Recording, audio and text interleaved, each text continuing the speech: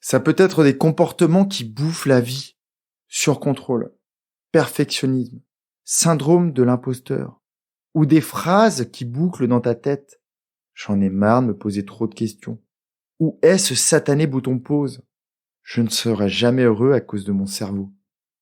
Voilà le genre de questions que Loïc se posait. Il ne croyait jamais pouvoir comprendre et être compris par les autres. Il ne pensait jamais réussir à alléger sa charge mentale. Il avait envie de changer le monde alors qu'il n'arrivait même pas à améliorer le sien. Il voyait son cerveau et ses pensées comme des ennemis, ce qui le faisait croire que jamais il n'aurait droit au bonheur. Si tu t'es reconnu un tout petit peu dans ces phrases et dans les comportements de Loïc, laisse-moi quelques minutes pour te rassurer, pour te donner des conseils, et surtout pour te montrer que le fait d'avoir un fonctionnement mental un peu différent permet d'avoir une vie très riche, épanouie et très heureuse. Salut à toi, tu es sur Dépasse-toi et je suis Sylvain Viens. Tous les mardis dès 7h, je te proposerai des idées pour comprendre ton fonctionnement, améliorer tes relations, trouver de la motivation ou encore développer ta confiance en toi. Et tout ça pour t'aider à créer une vie riche, épanouie et pleine de sens. Si tu ne veux rien louper et profiter de tout ce que j'ai à t'offrir, je t'invite à t'abonner à la newsletter sur mon site, sylvainviens.com. Aujourd'hui, je voulais remercier Émilie qui vit au Canada et qui m'a écrit « Waouh, ta dernière lettre m'a fait capoter. Je me suis vu discuter avec toi, c'était trop fort. J'adorais t'écouter le mardi. Maintenant que je suis inscrite, j'attends avec impatience tes conseils du jeudi. Tu ne peux pas savoir comment ça me fait du bien. Gratitude. » Alors merci Émilie pour ton message et j'en profite pour passer le bonjour à tous ceux qui m'écoutent au Canada et plus précisément au Québec. Merci beaucoup. Revenons au sujet du jour. Certains pensent qu'avoir un cerveau qui tourne beaucoup, c'est génial. Mais souvent, ce fonctionnement mental différent s'accompagne de troubles. Le perfectionnisme, le syndrome de l'imposteur, le questionnement perpétuel, l'incompréhension des autres, l'isolement, l'ennui et beaucoup trop souvent le malheur qui l'accompagne. J'ai envie de te parler de Loïc, de sa vie et de pourquoi on a longuement échangé ensemble. Très jeune, Loïc a des problèmes à l'école. Il est souvent isolé dans la cour car il n'arrive pas à s'adapter aux jeux des autres. Et quand par chance, il est convié à jouer, très rapidement une règle non respectée, un comportement non fair-play d'un joueur ou la détresse d'un autre enfant le fait basculer vers la tristesse ou la colère. Il ne supporte pas qu'un enfant puisse être violent, irrespectueux ou juste méchant avec un de ses pairs. Voir un enfant battu, critiqué ou harcelé lui est impossible. Durant quasi toute sa scolarité, il s'ennuie en classe. D'un côté, des cours trop longs, manquant d'intérêt, quelquefois dispensés par des professeurs dont il ne partage pas les valeurs. Et de l'autre, des exercices souvent trop simples qu'il réalise rapidement par rapport à ses autres camarades. En cours, Loïc est souvent distrait par ce qu'il voit à travers la fenêtre, dans la cour, peut-être des oiseaux qui fabriquent leur nid, ou quelquefois juste à cause d'un de ses camarades qui appuie frénétiquement sur son stylo. L'odeur du Velleda l'importune tellement qu'il fait le pitre pour finir dans le couloir. Le soir, Loïc se refait toute sa journée dans sa tête, de son lever jusqu'au moment de son coucher, en se focalisant sur ce qu'il aurait pu faire mieux, sur ce qu'il aurait pu dire de manière différente. Ou alors, il essaye de comprendre les attitudes de ses camarades qui semblent ne pas être comme lui. Quand par chance il s'endort tôt, il peut se réveiller en pleine nuit, avec un cerveau qui repart dans les tours trop rapidement. Il n'est plus là à se reposer, mais déjà dans la journée qui l'attend, souvent en se focalisant sur ce qu'il craint. Une phrase lui revient souvent en tête. Mais où est ce satané bouton pause? Comment je fais pour arrêter mon cerveau? Loïc est conscient de certaines surcapacités, telles que la lecture, le calcul, la résolution de problèmes. Malheureusement, plus il s'enfonce, plus il se sent malheureux, plus il s'embourbe dans ses problèmes sans même penser à basculer côté solution. La créativité a toujours été un domaine dans lequel Loïc excelle, que ce soit dans la création de structures en Lego, dans l'invention d'histoires, dans le dessin. Mais il ne pense pas utiliser cette créativité pour trouver des solutions à ce qui l'embête. À l'époque, il n'utilise cette créativité que pour se créer des scénarios catastrophes. Après cette enfance un peu trouble et une scolarité très moyenne, Loïc entre dans la vie d'adulte. Malheureusement, n'ayant pas solutionné ses problèmes, il s'y confronte à nouveau. Sa vie devient encore plus difficile. Il a toujours autant de mal à dormir car il passe son temps à ruminer ses journées, à penser en boucle au fonctionnement de son manager ou de ses collègues, mais aussi beaucoup à se projeter sur les dossiers du lendemain, la logistique du week-end, les vacances à organiser. On dit de Loïc qu'il a la bougeotte. Très rapidement, trop selon les autres, il fait le tour de ses postes. Alors on croit que c'est un glandeur, que rien ne satisfait. Quand ses collègues le voient se perdre dans la lune, ils ne savent pas qu'il a juste fini son travail, qu'il a réalisé bien plus vite que les autres tout ce qu'on lui a demandé. Quand il s'agit de créer, de solutionner, de proposer des choses, Loïc est toujours partant, mais trop souvent, il fait de l'ombre à ses collègues. Bien sûr, involontairement, mais il ne comprend pas leur mépris. Le soir, il rentre chez lui épuisé d'avoir combattu toute la journée, combattu son ennui professionnel, combattu les réactions étranges de ses collègues, combattu ses propres réactions face aux critiques. Si par malheur, sur le chemin du retour, Loïc voit un comportement d'injustice, une attitude irrespectueuse, ça le met dans une colère folle. Lui, qui est pourtant si gentil.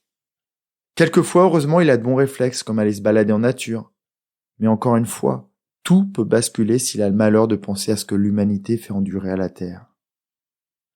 Quelquefois, un mot, une expression sur le visage de sa conjointe le fait exploser, ou au contraire le résigne. Dans ces mots, il me parle d'envolée mentale.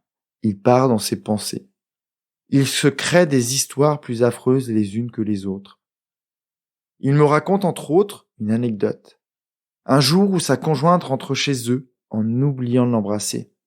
Sur un bout de papier, il me décrit sa réflexion. Elle ne m'embrasse pas. Elle ne m'aime pas. Normal. Je ne suis pas un bon conjoint. Je ne la mérite pas. À force de tout le temps se questionner, se remettre en cause, il a réussi à détruire son estime de lui-même. Bref, Loïc est extrêmement malheureux, très en colère mais ne sait pas pourquoi. Lui qui pense pourtant être une personne très bienveillante, très empathique, bien trop sensible d'après lui. Il pense ne pas être adapté à un monde qu'il considère cruel, individualiste, corrompu, irrespectueux. Quand on en parle la première fois, il s'écroule devant moi car il est bourré de croyances qui le limitent. Il pense ne pas pouvoir changer. Normal, ça fait plus de 30 ans qu'il vit tout ça. Il pense que comme le monde ne changera pas, il ne sera jamais bien. Et ça lui fait penser à des solutions bien trop radicales. Il pense que jamais il ne comprendra les autres. Et surtout, il commence à se demander s'il n'est pas un peu malade. Son objectif est simple, ne plus être malheureux. Quand je lui demande de le reformuler de manière plus positive, il me rétorque « Non, je ne cherche pas le bonheur, juste être moins malheureux. » Au fil des séances, de nos échanges, Loïc comprend qu'il n'est pas le seul, qu'autour de lui, il y a des personnes comme lui qui pensent différemment, qui sont peut-être plus sensibles au monde qui les entoure. Lui qui a juste tendance à se focaliser sur celles qui sont différentes, qui bafouent ses valeurs à longueur de journée. Plus on parle, plus il se rend compte qu'il connaît des personnes comme lui, souvent anxieuses. En fait, il en repère dans toutes les phases de sa vie. Et plus on en parle, plus il fait référence à ses connexions instantanées avec elles. Il comprend alors pourquoi avec ces mêmes personnes, c'est plus simple, c'est plus facile de parler. Tout est plus fluide, débattre, ouvrir son cœur, parler de ses problèmes. Avec lui, on va travailler à corriger sa négativité, pour qu'il comprenne que le monde n'est pas cruel, mais qu'il a tendance à se focaliser sur des choses qui ne lui font pas du bien. En acceptant son fonctionnement différent, il comprend que peut-être une personne normale ne se pose pas autant de questions, qu'elle réagit dans la vie de manière plus automatique, sans se soucier autant des autres, et que les valeurs qui tiennent à cœur à Loïc sont peut-être moins présentes chez les autres. Plus on en parle, plus Loïc transforme sa colère en compassion, et plus il change sa vision du monde. Une grande partie du travail hors séance va lui permettre de calmer son mental, de le laisser un peu souffler. La méditation pour lui est un truc de gourou, pour les perchés.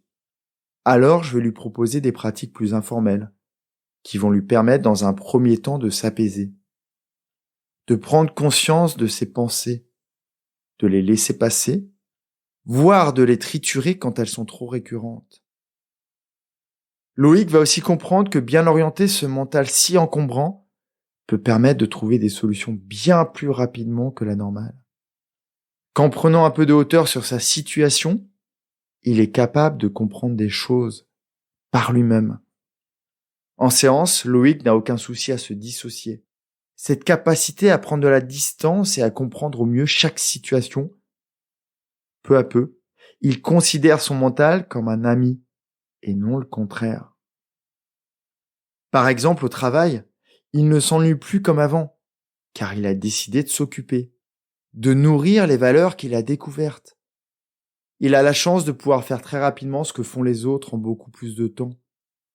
Au lieu de demander toujours plus et de s'épuiser, ou de ne pas oser le faire et s'ennuyer, il s'occupe différemment en se nourrissant intellectuellement, en découvrant de nouvelles activités, qui dans le futur deviendront peut-être des activités professionnelles. D'une séance à l'autre, certains sujets disparaissent, car Loïc intègre super rapidement nos discussions. Et il réussit à transposer ses apprentissages dans d'autres domaines. Par exemple en famille. Tout se passe mieux depuis que Loïc a compris que les membres de sa famille ont un fonctionnement différent, un peu comme ses collègues. Au fil des séances, Loïc rajoute un sujet. Sa trop forte empathie. Il se plaint de cette capacité à ressentir les autres. Mais grâce à nos échanges, il comprend ce qu'est l'empathie. Avant, il rejoignait les personnes dans leur colère, dans leur tristesse. Et là, il commence à comprendre que la clé réside dans le fait de sentir leur état, mais de ne surtout pas les rejoindre. Au contraire, les aider à revenir dans une situation positive. Ou alors, il est possible de résoudre le problème. Très rapidement, Loïc va comprendre que son hypersensibilité est un don, un outil pour lui permettre de mieux comprendre les autres tout en restant lui-même. Arrivé ici, tu te demandes peut-être si Loïc a trouvé le bouton pause.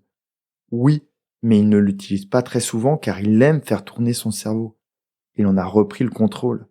Et surtout, il l'utilise pour créer, pour solutionner, pour transformer sa vie pour qu'elle devienne plus riche et pleine de sens. Cet accompagnement a été très riche, car résonnant beaucoup avec ma vie passée. Mais je t'en reparlerai plus tard. Jeudi, dans le courrier privé, je te donnerai des exemples d'exercices que l'on a fait ensemble. Pour que toi, si tu t'es reconnu sur certains aspects, tu puisses aussi orienter tes capacités vers le meilleur, pour te créer une vie riche, épanouie et pleine de sens. Prends vraiment bien soin de toi et de ce cerveau qui pourrait devenir un de tes meilleurs amis. Passe une magnifique journée en conscience. À jeudi. Bye bye. Si cet épisode t'a appris quelque chose, n'hésite pas à en parler autour de toi. Dis-toi qu'à chaque fois que tu m'aides à le diffuser, tu fais tous les jours un peu plus pour aider tes proches et influencer positivement les gens qui nous entourent. Je te remercie très sincèrement pour ton écoute et je te souhaite vraiment le plus beau pour la suite.